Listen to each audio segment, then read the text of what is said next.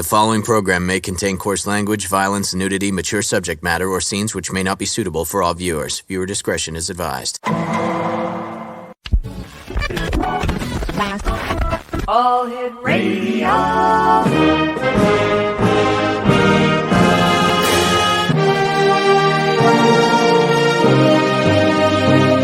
Welcome to the X Zone, a place where fact is fiction and fiction is reality. Now, here's your host, Rob McConnell. And welcome to another edition of the X Zone. I am Rob McConnell, coming to you from our broadcast center and studios in St. Catharines, Ontario, Canada. If you'd like to send me an email, xzone@xzoneradiotv.com, on all social media sites, Xzone Radio TV. And we're coming to you around the world tonight on the Talkstar Radio Network, Mutual Broadcast Network, Xzone Broadcast Network, and on Simul TV on Channel 54. Before we get to my guest this hour, a good friend of mine and the host of Paranormal StakeOut, LAWSON. It's been a very strange month so far with, four suspected Chinese surveillance aircraft or craft that have been shot down. 3 just this past weekend, Friday, Saturday, and Sunday. And yet we are no closer to knowing what the shoot downs were over Alaska, over the Yukon, and over Lake Michigan this past weekend. We do know that the balloon that was shot down over the Atlantic near Myrtle Beach was in fact a spy craft. It did have intelligence gathering information. And I think the first clue should have been when it hovered over Malmstrom Air Force Base that has 130 ICBMs based there. And it stayed stationary for an hour gathering intelligence. That if that was me, I would have shot it down well before that. But hey, I'm up here in Canada. We did the same thing. We just let it go right across the country and everybody saying, hey, there goes another UFO. Boy, don't you know. But as soon as we find out what's going on, we will let you know. The February edition of the X Chronicles newspaper is published and released tomorrow. And I will be putting the link to the newspaper up on our Facebook page at facebook.com/Xzone Radio TV. With all the homework done, all the messages that we had to get out there, let's bring our guest in this hour. Larry Lawson is his name. He is, as I said, he's the host of Paranormal StakeOut, and he is also the gentleman behind Indian River Hauntings. And Larry, welcome back. Always great talking to you, my friend. How are things in Florida these days? It's a little cool today. It was cool today. I think the high only got up to 72 Fahrenheit, so it was a little cool. If you're looking for sympathy, you're not going to get any here. No, it's going well, and it is really a pleasure to be back on the air with you, Rob. Larry, for those who haven't had the opportunity of listening to you or watching you since we've gotten so many new affiliates, tell us about you. Who is Larry Lawson? Well, basically a career law enforcement officer and criminal justice educator. I spent about 40 years carrying a badge. Finally hung it up completely 3 years ago. It'll be 3 years in this coming August. And wow. And so it was a great honor serving, but my time had come, and now essentially I continue with my desire to teach others the history of our area, as well as delving into things all paranormal. Let me ask you this. 3 years later, do you miss it? Wow. Miss the people, miss the accomplishments. Yeah. Don't miss what's happening in the world. No, it's... it's... You were there, you get it. Yep. We have, and what people don't understand is there's a lot of us that are imperfect and do things that we shouldn't, and they should be taken care of. They should be removed. But it's gotten to the point where even where the good folks, which is 99%, are afraid to do a whole lot. It's just a difficult time now. That's because everybody's painted with the same brush. Yeah, and that's the reality of humankind. One does it, so they all must do it. Yeah. And it's a shame because 99% of the folks out there, my daughter served proudly for 15 years. All they want to do is serve, and it's just a difficult time. But so do I miss it? Yeah, sometimes I do, but I'm glad I'm not in the mix anymore. Tell us where your interest and love for the paranormal comes from, Larry. Wow. Well, my very first encounter, Mm-hmm. a lot of folks talk about, well, when I was a kid, this, that, and the other thing happened. None of that was with me. It wasn't until I had gotten my start in law enforcement. I was just a kid, 20 years old, working in the Dade County Jail in Miami. And I was just sitting in the control booth one night. It was on the 4th floor. And I'm looking down the center. You got an enclosed booth, you got a lobby, you got an elevator, and you've got 3 jail wings. And on the outside of the jail wings, you have a walk around we call the catwalk. And Mm-hmm. you could see through the end of each cell block. And I'm just looking straight ahead, and individual walks right to left. Nothing ghostly, nothing see-through, nothing spectral about it. Yeah. Hey, guys, lieutenant's up on the catwalk. So the 2 guys that were with me shot out the back of the control booth. One went right, one went left. They came back. There's nobody out there, Lawson. I'm telling you, I saw him. You know, this place is haunted, so we're not surprised. I mean, I know what I saw. It wasn't. Sure. I know what I saw. So that was the first incident, but it really wasn't until many, many years later. My eldest son Ryan and I were at St. Augustine. We were in the lighthouse where we were taking this tour, and we had the opportunity to have the lighthouse to ourselves for about an hour. Wow. Yeah, well, we'd done the tour once, and we said, hey, let's do it again. It was for Ryan's 11th birthday. And so the guide says, look, you've been here once before. You know the routine. I'll take everybody else into the lighthouse, or the lighthouse keeper's house, and you can have the lighthouse. Just, and I'll bring the group out there later. Mm-hmm. We sat in there, and we actually had an experience in there that, I mean, it was kids laughing, and 3 kids died during the Reconstruction in 1879, I think. Wow. First thing as a cop I'm doing is I'm looking for wires and speakers and stuff, figuring that, they're piping something in for the ambiance, and nothing there. And that kind of got me interested. I'm a detective by trade. That's what I did. And I just decided that, I want to find out what the answer is to all this. So we just began to investigate. And that's kind of the approach we've taken the whole time, is conducting this investigation of the paranormal world like I would a criminal investigation, methodically, evidence, that type of thing. That's one thing I admire about you, Larry. And I know that you also know other former and present members of law enforcement that are investigating the paranormal, and you and your colleagues are true investigators. Mm-hmm. You're not these type of investigators that watch 1 or 2 episodes of one of the TV channels and then decide that they're going to become paranormal investigators. They pay $140 for their little paranormal badge, and away they go. So my hat's off to you, and I want to thank you for your service. Well, you too, my friend. So a question about when you were in the Dade County Jail. Mm-hmm. Did they have CCTV cameras back then? No, No way. It was 1980. No, they didn't. If they did, it was in select spots, certainly not on all the floors. And just from my own curiosity, how many inmates would that facility hold when it was full? Well, how many was it supposed to hold? How many did it hold? 2 different questions.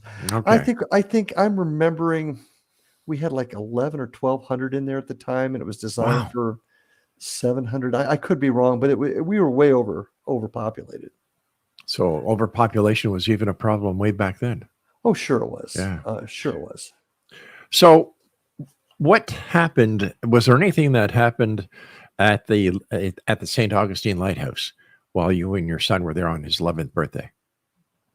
No, that was the most significant event we had. You got to understand, at this time, really wasn't in tune. In having a background in investigations, it gave me a nice foundation with which to conduct an inquiry. Right. But I really wasn't a follower of the paranormal per se. I watched the TV shows, sure. We some of that, but really wasn't a follower of it.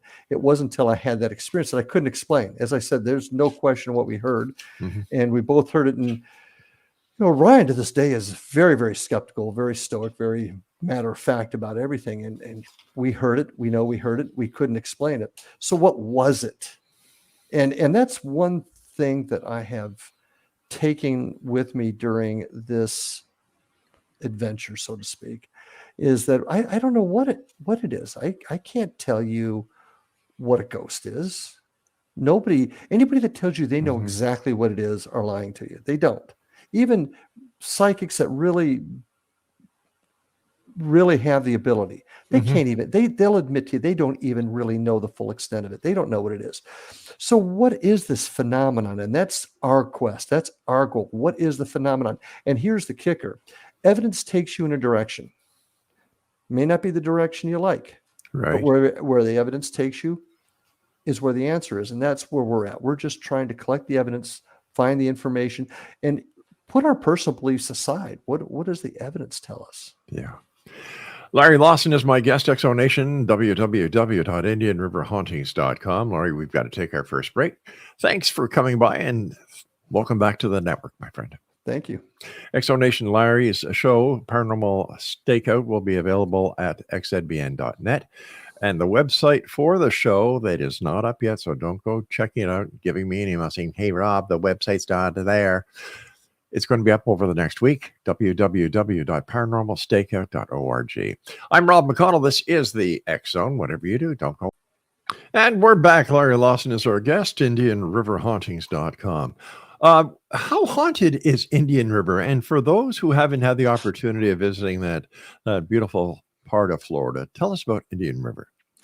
Indian River is it's just a beautiful place. I've when I left Ohio to go to Miami to go to college originally, thought Miami was great as a young 18-year-old, but I found myself moving up the coast and finally actually moved to Vero Beach in 96, I think. And it's just a wonderful, the people are friendly, the weather's great. It's just a great place. The only place in Florida I'd like to live, frankly. But it's got quite a history too. Indian River as a county came into play in the 1920s, but we have been involved in the history of Florida practically since the beginning with the ancient indigenous folks that lived here, the Ais Indians, the Ais Nation lived here, and had contact with the Spaniards as early as the 1560s. So there's still a lot of history here. People don't realize the smuggling that went on here during Prohibition. This whole area was a hotbed of bootleggers. So there's a lot of interesting history down here. And I love to talk about it on our tours. Now, how long is your tour, Larry? About 2 hours. It really depends on how many questions and how much folks want to know. I get a lot of questions, not only on the history, but on the paranormal, what my experiences were and are, what I think about this, that. Usually give folks an opportunity to play with some of the equipment that we use. So it really depends, but it's about 2 hours. And where do you go on your tour? Do you go to that school that we were at once for one of the conferences you put on? Yeah, that was Fellsmere. Right. We do some things out in Fellsmere. We aren't currently doing walking tours out there. Okay. But we do events out there that include the Marsh Landing Restaurant, which I know you remember. Oh yes, great food, wonderful people. And the school. We're only doing that a couple times a year now, but I do regular tours on the beach in Vero, which starts in a spot called the Driftwood, which was built by a gentleman named Waldo Sexton, who was kind of the person that put Vero on the map. And then I go up to Sebastian, which is where Captain Hiram's was, if you'll remember. Yes, definitely. And then I'll do a tour through there. And those both last about 2 hours. And we have a great time. We're looking to expand. I am planning on creating some tours up near Jacksonville, in a place called Green Cove Springs. That's where my daughter now lives, and the history there is quite intense and quite interesting. So I've been doing some work up there, and then probably within the next year we'll be opening a tour group up there also. Fascinating, Larry. It seems that professional paranormal investigators like yourself are also historians. Oh gosh, you can't have one without the other. I mean, if you have any belief in the possibility that there is an afterlife and somehow there's contact there. You have to know the history. You have to embrace the history, because otherwise none of it makes sense, Rob. So Yeah. if you don't know where you're at and what the history is of it, then all the other stuff is just garbage. I mean, that doesn't make any sense. So yes, history is a huge part of it. And those of us that are involved in finding the answers are intricately involved in knowing the history. On your tours, has there ever been something that has happened that has surprised you that you can't explain, as well as that have spooked, if you'll excuse the expression, spooked those taking the tours? There's been a number of things. Probably the most significant one was happened way before COVID. My son Evan, my Mhm. middle son, had seen a woman in a window, described her, and I believed him, because that's just Evan. But I never said anything to anybody about it. Mhm. About a year and a half later, we're doing a tour, and a couple of young ladies on the tour, and just as we're to leave the same spot, they come up to me and, Mr. Lawson, we have to tell you something. Well, what is it? Well, there's a lady up in that window. And I said, whoa, wait a minute, Evan, come over here. And this girl described in exact detail what Evan had seen 2 years before. Fascinating. And then we went, it was just after COVID. We did an investigation back at this particular building. I don't want to use their names right now.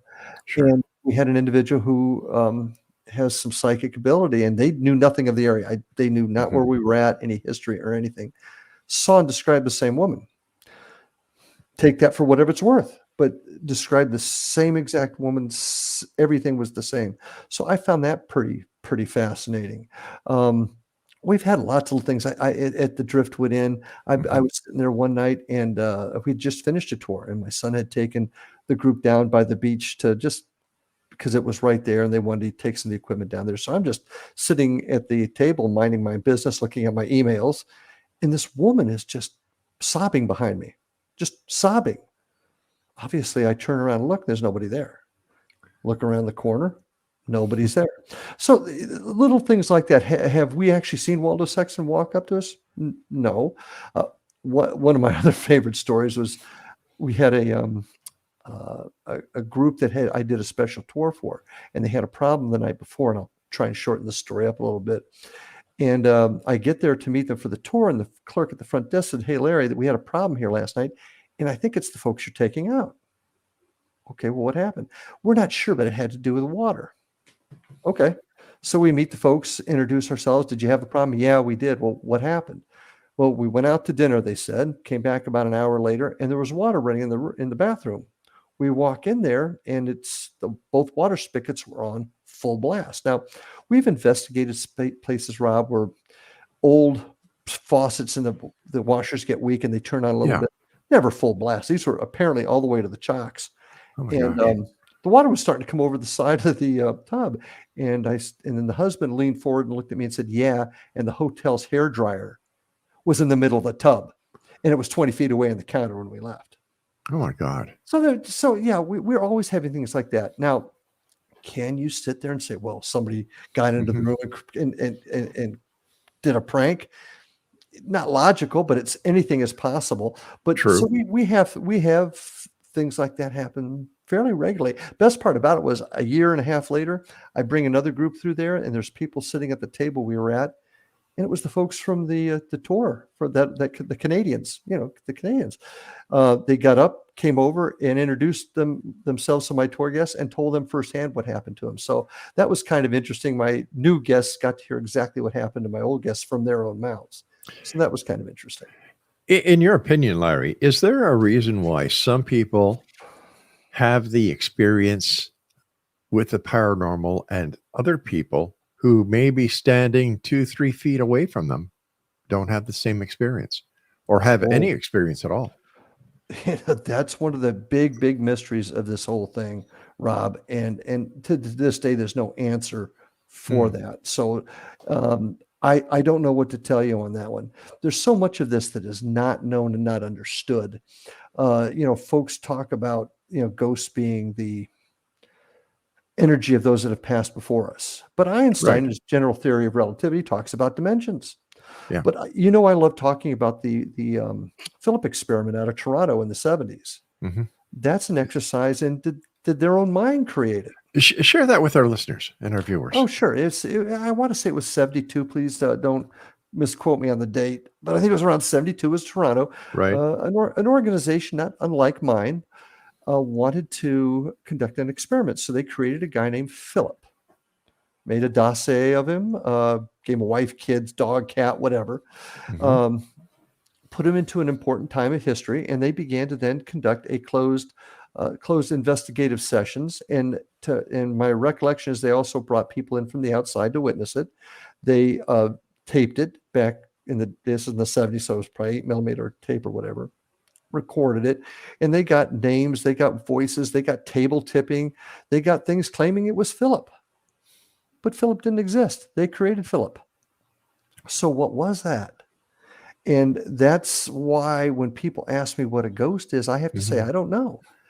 Do I strongly believe that there's a phenomenon out there? Yes, personally, I do. What it is, we don't know for sure yet. We just don't. And that is the quest that we're on, is to try and figure out what that is. With all the people that have gone with you on your tours, what is the reason why they want to go? Is it that they want to have an experience, or do they want to learn the history, or are they just looking that maybe, just maybe, they'll be one of the very few who say, I saw a ghost? Yes, to all three. Fascinating. It's first of all, I think it's part of the human psyche to get excited or curious about the unknown. I think that's natural for us. That's why we're explorers. We're exploring, whether you're exploring outer space, you're exploring under the sea, or you're exploring the mind and the things you're exploring. So I think that's a very basic thing there. Now, a lot of folks love just the history. And I ask this question too: how many of you are ghost folks? How many of you are history folks? How many of you are a little bit of both folks? And I get mostly a little bit of both. But folks, they love the history. They want to know more about the area. And I just enjoy talking about that. I enjoy teaching folks what happened here. I mean, folks don't realize it, but little old Fellsmere, you may not remember this, but Fellsmere is the first place in the United States of America a woman ever voted south of the Mason-Dixon line. Women's suffrage was born in the South, the U.S. South, in Fellsmere, Florida. So the little things like that people don't know, that they enjoy finding out about. So when people, at the end of the night, when people leave your group, they're a little bit more knowledgeable about the area that they just went through. That's my hope. Even folks that are lifelong residents of Indian River County that know a lot of the history usually will say to me, you taught me something I did not realize. And to me, that's a success. Now, if we get to experience a paranormal event, all the better. But if people can walk away with a little bit more knowledge of our area and a better appreciation of our area, that's a win for me, I think. Larry, we've got to take our break at the bottom, so please stand by. And Explanation, Larry Lawson is our special guest. He is the host of Paranormal Stakeout here on the X Zone Broadcast Network. And if you're in the Fellsmere area, Vero Beach area, if you go to Captain Hiram's, great place, get a hold of Larry and join one of his tours. Website is www.indianriverhauntings.com. Larry Lawson and I will return on the other side of this break. Don't go away. And of course, the X Zone is being brought to you tonight by the good people at Beautiful Mind Coffee. Beautiful Mind Coffee is the coffee that your brain will love. Visit them online at www.beautifulmindcoffee.ca. Larry Lawson is our guest. He is the host of Paranormal Stakeout here on the X Zone Broadcast Network, and you can listen to past shows that Larry did with his very interesting guests at www.xzbn.net. And if you're in the area where Larry lives and conducts tours and you'd like to spend some time with a real paranormal investigator as well as local historian. Visit his website at indianriverhauntings.com. Larry, do you and your team do individual investigations? For example, if I was down there and I called you up and I said, Larry, I think something is happening in my house. I think it has something to do with the paranormal. Would you and your Florida Bureau of investigation, right? Come Florida down Bureau of Paranormal Investigation, yes. Okay, thank you. Will you guys come down and check it out? We can. I tend to stick more towards commercial, historical type buildings, but we do private residences on occasion if the need is there. But generally speaking, that we stick with the commercial, historical type buildings. But yeah, we do other investigations. We've had several of them in the area, and people do ask us to come in and investigate their shops, their businesses, and occasionally their homes. How do you conduct an investigation in a commercial setting? Well, that's an interesting question because it can vary, but obviously it's done when the business is not open. We always invite the owner or representative of the property to be there, and essentially we have a protocol that we set up with cameras and teams, and the teams have to follow a strict guideline of what they're doing and how they're doing it. And that can vary depending on the property. I mean, we've done some stuff outside, so we may not use the cameras a little bit differently, but we do have a particular general protocol that we use, if that answers your question. Yeah. What kind of equipment would you use? Well, we like to use cameras, of course. So we have both manual cameras that we have one member of the team that is our photographer, videographer, and he follows us around and videographs the teams that are doing things. But we also have stationary DVR cameras that we'll set up at different spots. And usually myself and one other person will sit there and monitor those cameras just to see if anything happens and to verify what's happening with the rest of the investigation. So we pretty well cover the area with cameras. We don't conduct any type of experiments unless they are video taped, that type of thing. What have you been able to catch during the recordings, not only of audio with EVPs, but on video? Probably one of the first ones we got that really caught our eye was at a place called, I probably shouldn't use the name of the restaurant, although they may not care, but it's just north of Sebastian. And our group was sitting at a long table. And right next to one of my investigators, you saw the chair come out and go back in. And we tried like the dickens to recreate that. And we could not, by having people move a certain way. Did you turn your chair a certain way? Did you bump the table? But it clearly came out and in. We had another one where, and this one, I really wish we could have debunked, but we couldn't. It was a ball of light that kept following people. It had no logical movement, but it was in a petting farm, a children's petting farm, zoo type setting, and we got asked to come out there. And it was actually a bar. It wasn't even a ball. It was a bar. Kept following folks, and then I finally was looking at it, saying, "This is crazy. I'm going in there myself." So I went into the barn, and the thing latched onto me. And it was funny because at one point the bar drifted to the left, and there was a horse that was sticking its head out of the stall. And as the bar of light came to it, the horse jerked as if it saw something. And then it went back, and then it stayed on top of me for a second and then shot down at me and it disappeared. I don't know what it was, Rob. I'm not going to sit there and tell you it was anything paranormal, but it certainly was of interest, and we could not debunk it. It wasn't a cobweb. It wasn't a piece of string, anything like that. So I don't know what it was. It seemed that whatever it was intelligent.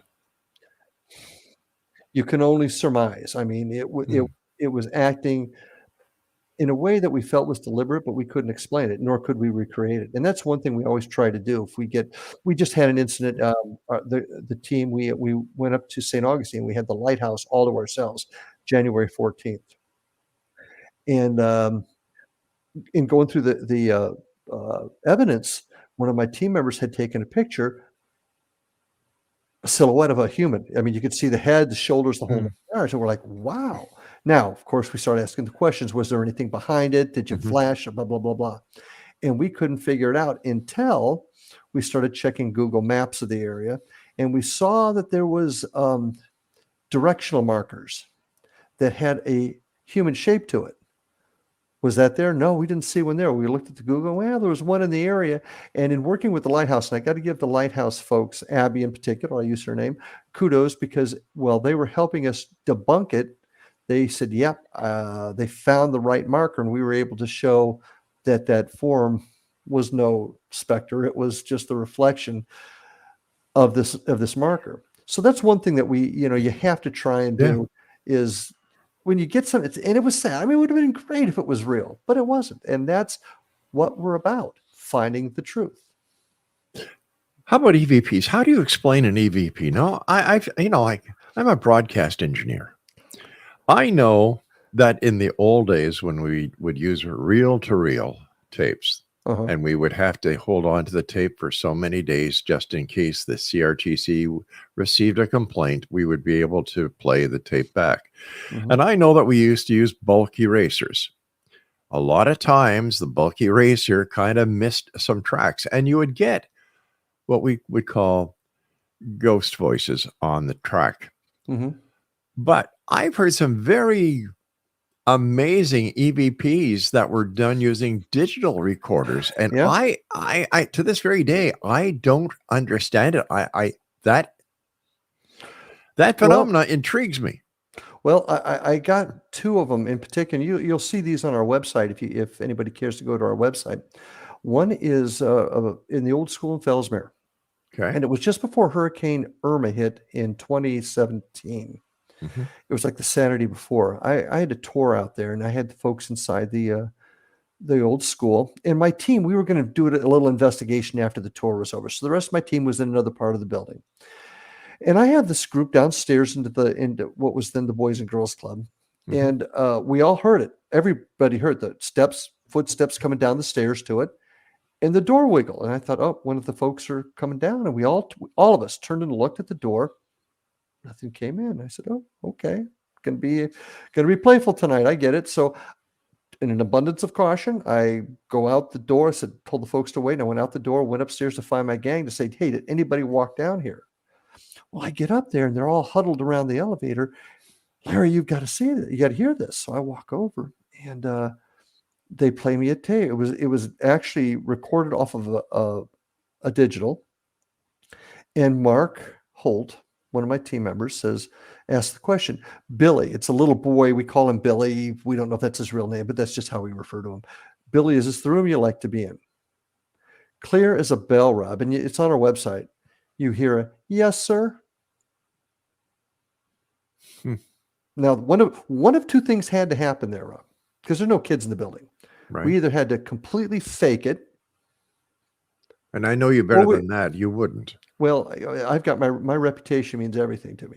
Yeah. Or he caught it, and it's very clear. Now, another time we were in a we were the first team to go into an old state prison that was closed down, and the new owners had let us in, and we're walking around during the day just getting a layout of the land to prepare for the investigation. But we had a recorder going. And we're walking out of the main lockup. It was a juvenile, youthful offender facility. So then they had one major lockdown. And we were walking out of there and we had a recorder going. Listen to it the next day, and you hear Evan, my son, make a comment. It's a shame they were locked up in life and they're still here in the afterlife. It's a raspy, whispering type voice, but you hear a male saying, hell, we ain't dead. Unreal.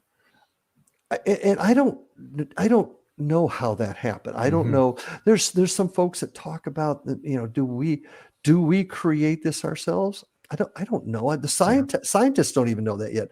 But I can tell you, those two EVPs I just talked about, they occurred.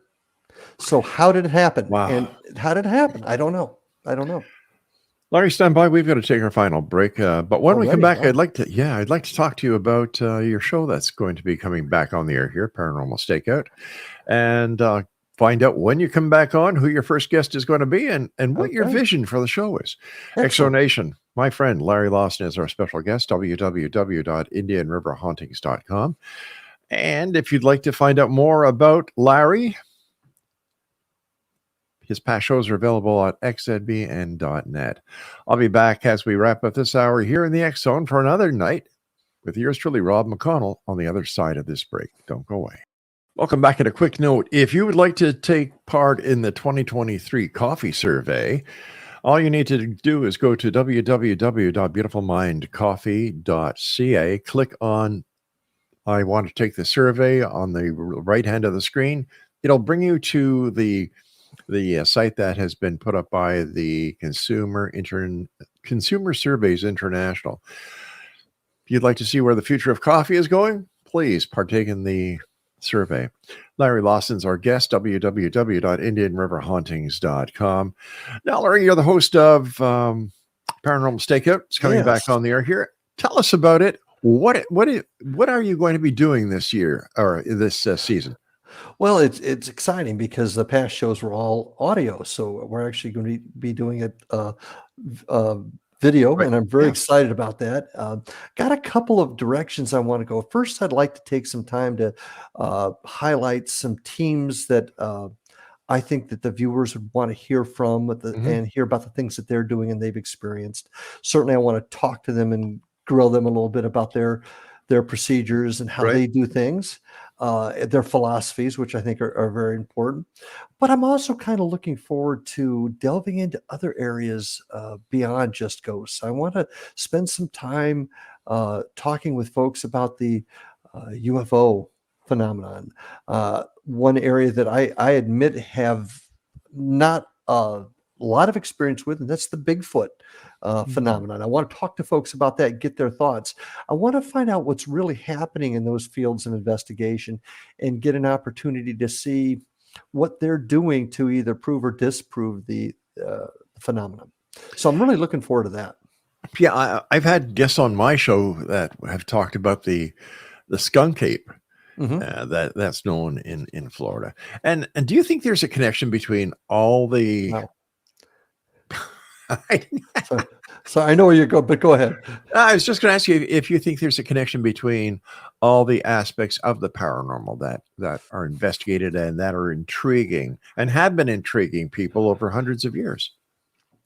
Do I see a connection between all of them? Yeah. I mean, besides the human one. Yeah. The one thing I learned about being a criminal investigator is you must always keep an open mind. Yes. The moment you close your mind off to any other possibilities is the day you don't solve your case. Or So you get divorced, one of the two. One of the two.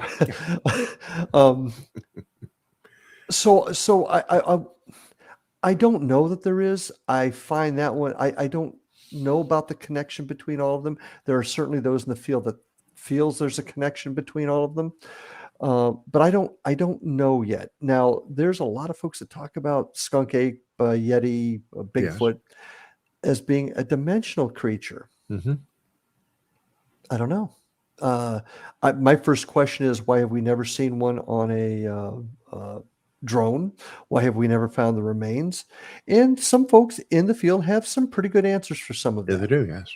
And I'm a firm believer, Rob, that I'm not going to say, no, you're full of horse hockey without me having all the facts. So I want to listen to these folks, hear what they have to say. I want to learn from them. One thing, I spent many years teaching law enforcement. And the one thing I always told my students, whether they were recruits or seasoned officers, is I want to learn from you as much as hopefully you'll learn from me. So that's kind of where I see this going, is talking to folks and finding out what they've learned. Let's see where we're going with this. In another area in the paranormal field, I want to talk to some folks that have done some things to advance what we're doing.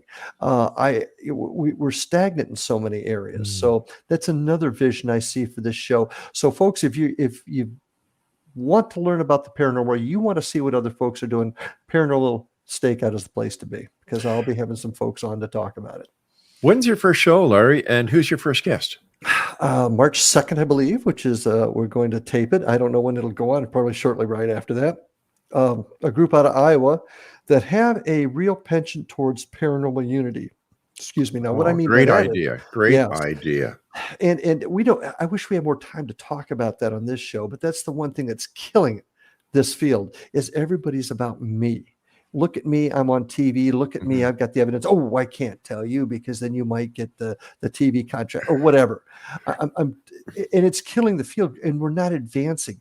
If you're in this field for yourself, you're never going to be successful. But if we all pull together, if we all start putting our evidence together, talking about it, coming up with a standardization. You've heard me talk about this for years. Sure. Standardization so that our evidence can be categorized properly and examined properly.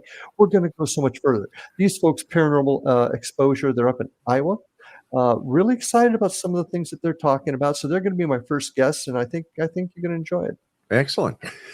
One thing I know for sure, Larry, that we have to exchange information. As law enforcement officers, we know how important it was in solving cases, and that cases that were cold files years ago are now coming back to life because of the advances that are being made with the criminal justice system and the forensic system. So I agree with you 100% that the information has to be shared. And you know what, Larry, I've seen the same thing happen within the ufology community, Bigfoot community. And I'm one that believes in the sharing of information for the good of one and all. The sharing of the information and the desire to improve what we're doing, improve techniques, improve technology. And we can do this to say, and I refuse to listen to folks saying, well, you're just not going to be able to do it. Nuts. We can if we want to. Larry, the time's come when I have to ask you, my friend, what is your final thought? What's your final message for the X-Zone Nation tonight? I mean, besides watching you on March the 2nd as Paranormal Stakeout returns to the X-Zone Broadcast Network, and we're all thrilled, and we are so happy you're back with us, Larry. Thank you. We've missed you, my friend. Thank you. I guess my final thought is keep an open mind. Don't stop believing. The answers are out there. They may not be what you like. They may not be what you want to hear, but the answer's out there. Let's work together to find it. Once again, give yourself a plug, my friend. Where can people learn out more about you? There's the Indian River Hauntings, as well as the Florida Bureau of Paranormal Investigation. Yeah, that's our investigative arm. Indian River Hauntings is a kind of our outreach, if you will. And you can get to both our websites at IndianRiverHauntings.com. You can also get there at ParanormalFBI.com. Both will get you to the same spot, but check us out on Facebook too, Indian River Hauntings and the Florida Bureau of Paranormal Investigation, to find out what we're doing. We have some stuff up on YouTube, some of our investigations and things. If you'd like to see a little bit more about us, Indian River Hauntings on YouTube. Larry Lawson, thank you so much for coming on the show tonight, Larry. I appreciate the work you do. I appreciate the fact that you served as a law enforcement officer, and I appreciate the fact that you're my good friend. And same here, bud. Thank you. Take care. Please give my very best to your family. I will. Same here. All right. X-Zone Nation, if you'd like to find out more about Larry Lawson, www.indianriverhauntings.com. That'll take you to all his sites. Check him out on YouTube. Check him out on Facebook, as well as on the X-Zone Broadcast Network at www.xzbn.net. Well, that's it for tonight, X-Zone Nation. I'll be back tomorrow night at the same time as once again we cross the time-space continuum to this place that I call the X-Zone. It's a place where people dare to believe and dare to be heard. And it's a place where fact is fiction and fiction is reality. And we come to you on the Talkstar Radio Network, Mutual Broadcast Network, and the X-Zone Broadcast Network, where our tagline is, we're searching for answers, but we're demanding the truth. To my studio producer, Craig West, thank you, buddy. To the programming director, Mac Alexander, always great working with you guys. And to my senior producer, wife and best friend, Laura Rogers, get the coffee ready. Get the Beautiful Mind coffee ready, honey. I'm coming home. And until once again we meet tomorrow night, whatever you do, please always keep your eyes to the sky and your heart to the light. From everyone here to everyone out there, enjoy your evening, and we'll see you tomorrow.